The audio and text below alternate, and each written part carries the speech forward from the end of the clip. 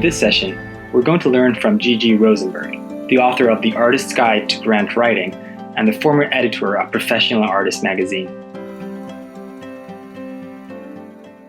So what an artist will often do is not focus at all on their listener. So they'll just talk and talk and talk and talk too much, using lots of lingo, using lots of jargon, and they won't notice that the listener's eyes are just completely glazing over. So one of the things they need to do to fix that is to really focus on their audience and think to themselves, what would this person be interested about in this artwork, and relate their artwork to the person they're talking to. So that's probably number one. I mean, there's a few other things they could do also, but that's probably one of the biggest mistakes they make.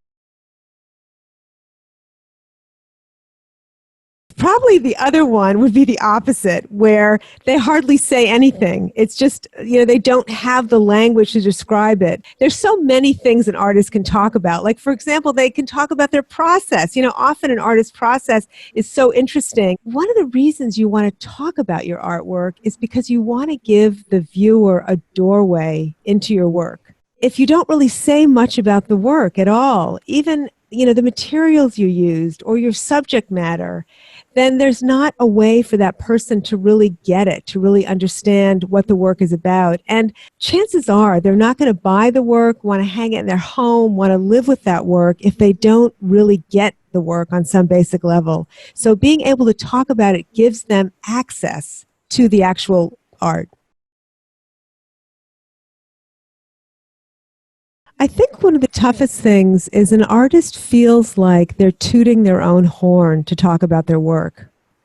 And they feel it's really about them, like they're being like self-centered or egomaniacs or something. But the truth is, they're really talking about this work in front of them, and the work is not them. I grew up with two parents who are both professional artists. And I have to say, both my parents, if you didn't like their work, you didn't like them. And even as a kid, I thought that was kind of weird, but I know a lot of artists are like that. We feel so attached to our work. We get confused, but really it's two separate things. There's you as a person, and then there's the art. And it's two completely different things. So when you're talking to someone about your work, it's not about you, even though you made it. Even though you chose the colors for it, even though it's yours, it is not the same thing as you. And I think that's an important thing to remember. I think that timing thing is very important, because when I'm an artist also, I'm a writer, so it's a little bit different, but still you make something. And who knows why we make something? We just have an urge to make something. So I think you need that distance and you need that time where later you can start to put words to what it is that you made.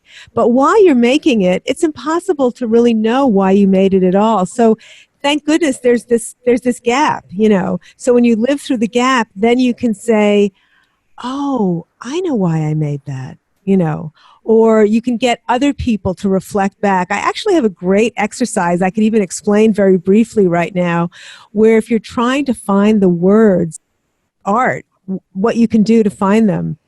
And what the exercise is let's say you're a photographer or you have some small work.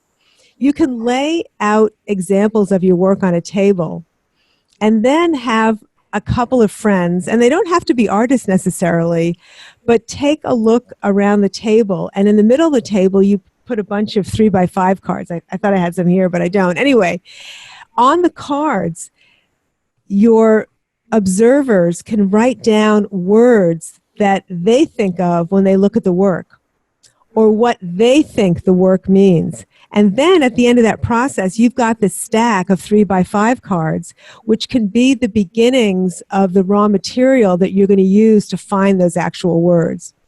So that's one process for starting to glean the words out. You may not be able to think of any words at first, but I can guarantee it, once somebody gives you the wrong word, you'll go, no, it's not that, it's this. So that getting somebody else to help you articulate can be very important, because you have no idea when you're going to find these words. I described a practice or an exercise you can do with friends formally, but informally, you're going to be getting a lot of words just as you travel throughout your life, talking about and showing your work in less formal situations. So you got to keep those cards with you and write down whatever anyone says about the work, whether it's wrong or right. Doesn't matter. The right words you'll save, and the wrong words you'll go, it's not that, it's this. And often it leads you to some really great ways to articulate what your work is about. There are just so many ways to access. I mean, there's the whole thing about process, because so many artists have such a unique process. You know, I've coached a paper artist who uses all kinds of unusual plants for the paper pulp she uses.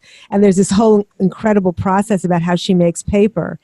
And, you know, so artists have, many of them have amazing processes. And so it's to also think about, what is your process? And, you know, there was an artist that I knew who actually collected pieces of metal from highways, and that was part of his process. And then he took these battered pieces of metal and made other things with them.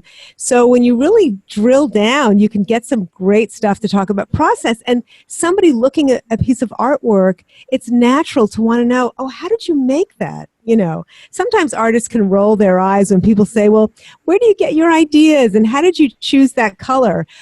I know those can be irritating questions to be asked sometimes, but when you really drill down in your process, that can provide a lot of great material for both your artist statement and also your elevator speech when you're talking about your work. So that's just one other example. But other examples would be, are there themes that you really like to focus on, or subject matter? Sometimes we're so close to the work that we don't know that we can simply begin with, I make watercolors, and they're landscapes, and I'm influenced by this kind of imagery. You know, we can get very simple. We think we have to get so heady and intellectual, and we don't. We can just describe it in a simple way, and this is how I make it, and this is how I start it, and this is how I continue it, and this is how I know when it's finished. It could start pretty simply. And I just think you put together a statement that's pretty good and then start using it in the world. And you could even say to people, hey, I'm working on my elevator speech. Would you listen to this for a sec? And what do you get out of this? And just start using it. And you know, the world can be your coach.